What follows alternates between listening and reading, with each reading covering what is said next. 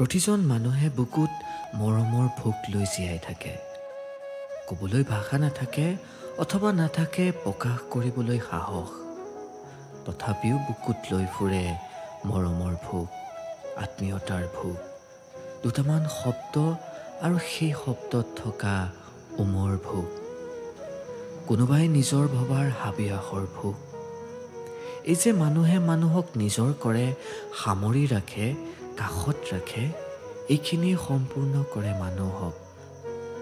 প্ৰতিজন অসম্পূৰ্ণ তথা ভঙা টুকুৰাত জীয়াই থকা মানুহৰ ভিতৰত থাকে আন এজন মানুহ, যিয়ে কাৰোবাক ক'বলৈ বিচাৰে আৰু অকণমান সময় ৰৈ যোৱাৰ কথা, অন্ধকাৰৰ নিশাত জোন হোৱাৰ কথা।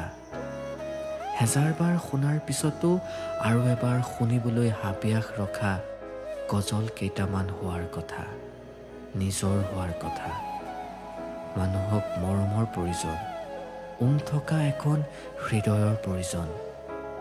অকলে কোনেও থাকিব নোৱাৰে, অকলে কোনেও থাকিব নিবিচাৰে। পাৰিলে কাৰোবাৰ অমানিশাৰ জোন হ'বলৈ শিকক।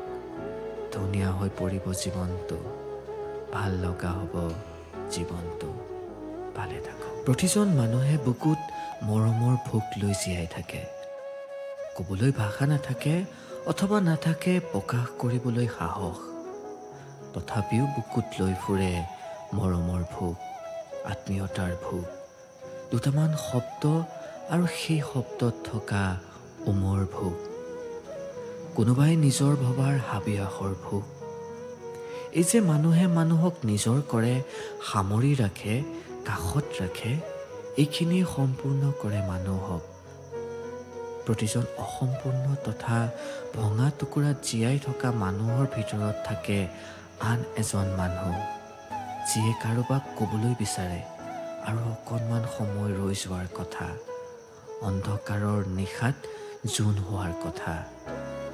হেজাৰবাৰ শুনাৰ পিছতো আৰু এবাৰ শুনিবলৈ হাবিয়াস ৰখা গজল কেইটামান হোৱাৰ কথা, নিজৰ হোৱাৰ কথা।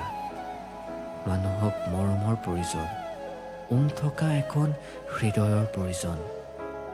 অকলে কোনেও থাকিব নোৱাৰে, অকলে কোনেও থাকিব নিবিচাৰে। পাৰিলে কাৰোবাৰ অমানিশাৰ জোন হ'বলৈ শিকক। ধুনীয়া হৈ পৰিব জীৱনটো, ভাল লগা হ'ব জীৱনটো, ভালে থাকক।